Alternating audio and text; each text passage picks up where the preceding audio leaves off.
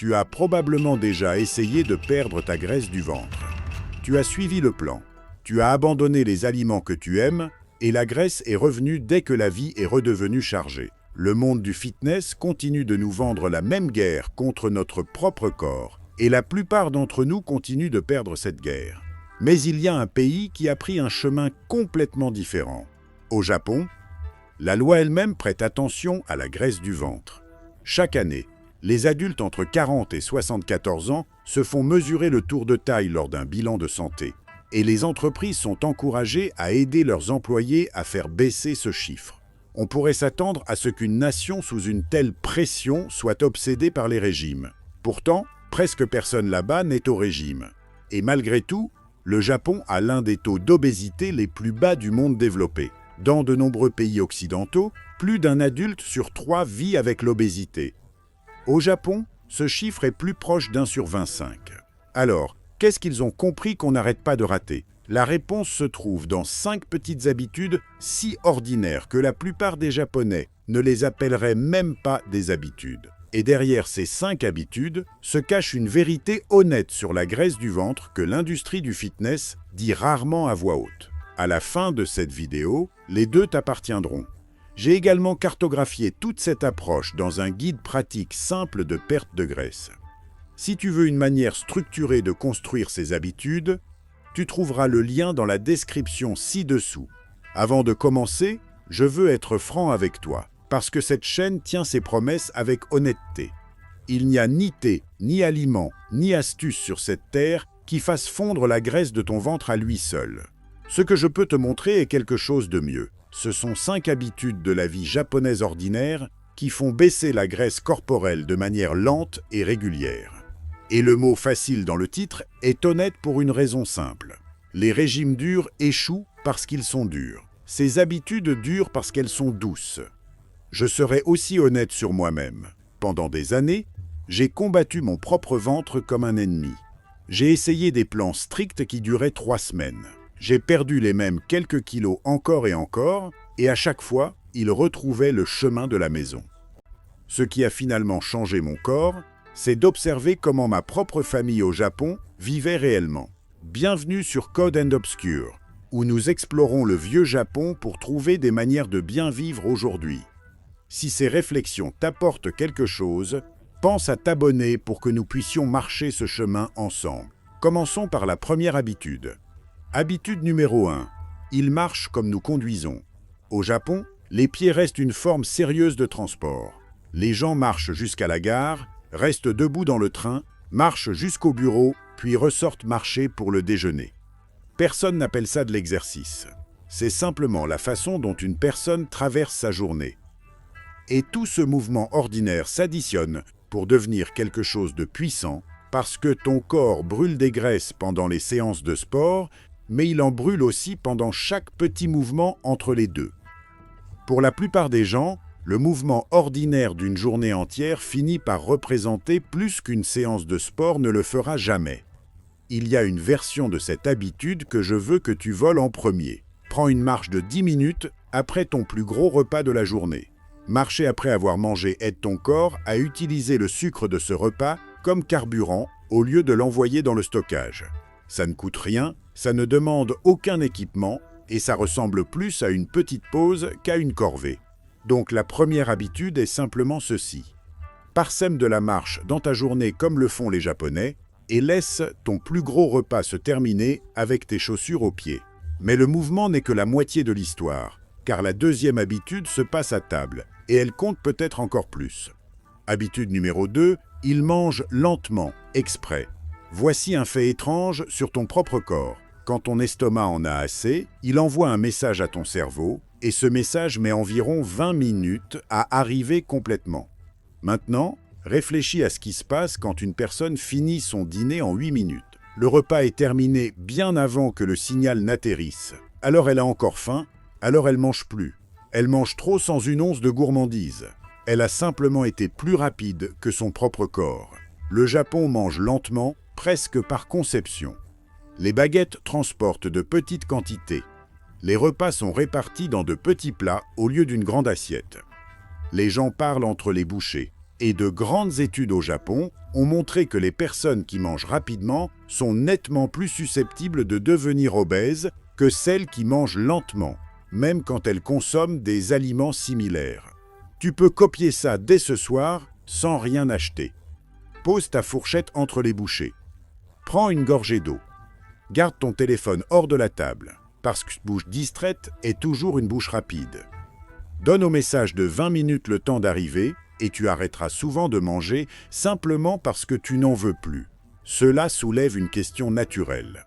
Si le signal termine le repas, qu'est-ce qui déclenche la graisse supplémentaire en premier lieu? Pour des millions de personnes, la réponse se trouve dans un verre. Habitude numéro 3, ils boivent du thé là où nous buvons du sucre. La graisse profonde du ventre, celle qui enveloppe tes organes, aime une chose par-dessus presque tout, le sucre que tu bois. Quand le sucre arrive sous forme liquide, il inonde le foie d'un seul coup, bien plus vite que la nourriture ne le pourrait jamais. Le foie ne peut pas brûler cette inondation, alors il la stocke et une grande partie se dépose autour du milieu de ton corps. Les boissons quotidiennes du Japon sont le thé vert et l'eau. Cela signifie que la personne moyenne là-bas évite des centaines de calories de sucre chaque jour sans ressentir le moindre sacrifice. Parce qu'on ne peut pas regretter une habitude qu'on n'a jamais eue. Et je vais tenir ma promesse d'honnêteté ici. Le thé vert contient des composés utiles, mais leur effet direct sur la graisse est faible. Le vrai pouvoir de cette habitude, c'est la soustraction. C'est le cola, le café sucré et le jus que le thé remplace. Donc la troisième habitude est un échange propre. Fais du thé ou de l'eau ta boisson par défaut et garde les boissons sucrées pour de rares occasions. Ton ventre le remarquera avant tes papilles. Et une fois les boissons gérées, nous arrivons à la plus ancienne habitude de cette liste, celle qui vient des îles japonaises, où les gens vivent plus longtemps que presque partout ailleurs sur Terre. Habitude numéro 4, ils s'arrêtent à 8 parts sur 10. À Okinawa, les gens prononcent une courte phrase avant de manger, hara hashibu. Cela signifie manger jusqu'à être rassasié à 8 parts sur 10, puis s'arrêter.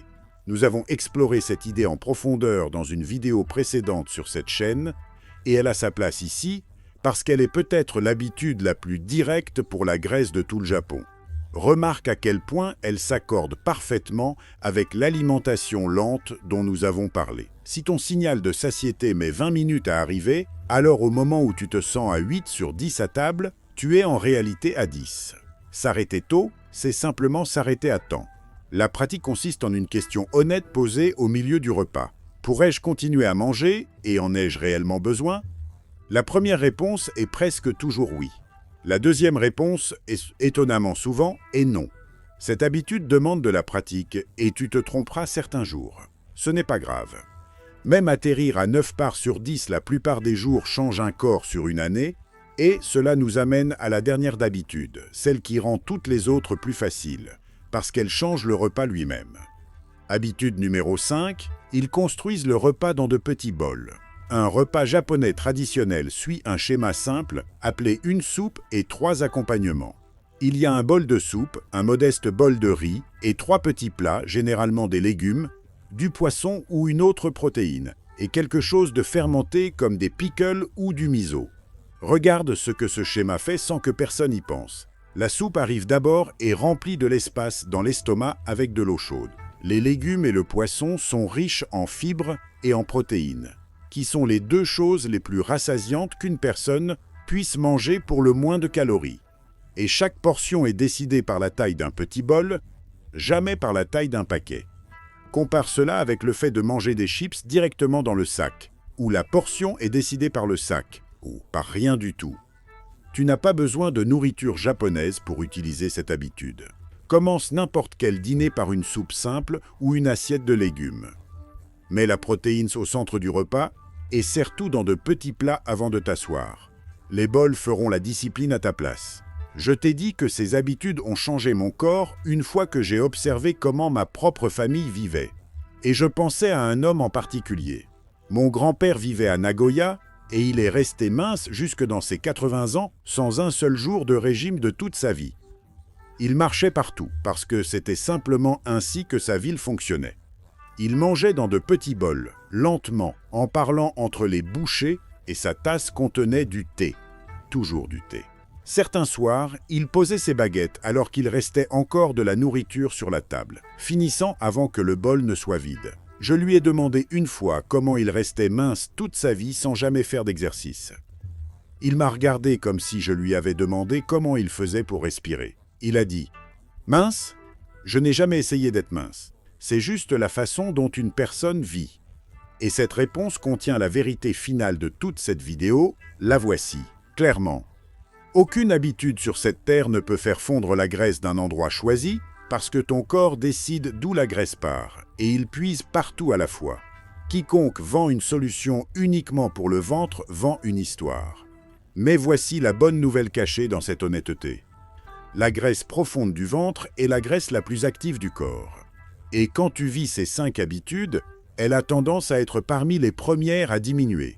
C'est pourquoi le tour de taille réagit souvent tôt. Et la vérité plus profonde est celle que mon grand-père portait sans le savoir.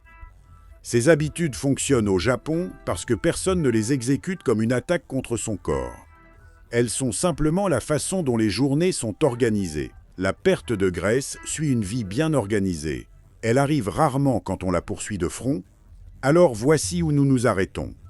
Le pays qui mesure les tours de taille par la loi n'a jamais appris à son peuple à combattre son corps. Il lui a appris à marcher, à ralentir, à se servir du thé, à s'arrêter à temps et à laisser les petits bols prendre les décisions. Choisis une de ces 5 habitudes ce soir. Si tu veux la porte d'entrée la plus facile, fais une marche de 10 minutes après le dîner aujourd'hui et laisse le reste suivre. Une habitude douce à la fois. Prends bien soin de toi. Merci d'avoir regardé.